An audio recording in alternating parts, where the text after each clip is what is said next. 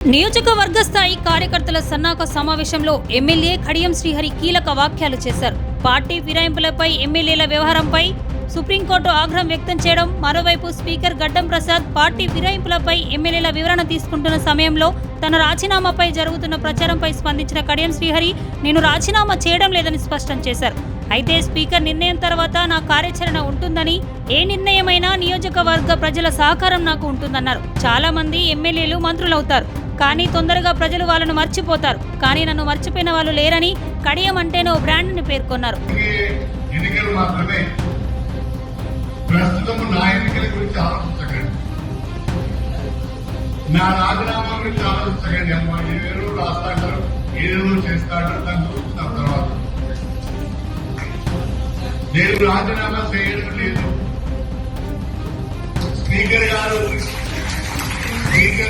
ఏ నిర్ణయం తీసుకుంటారో వారి నిర్ణయం తర్వాత నా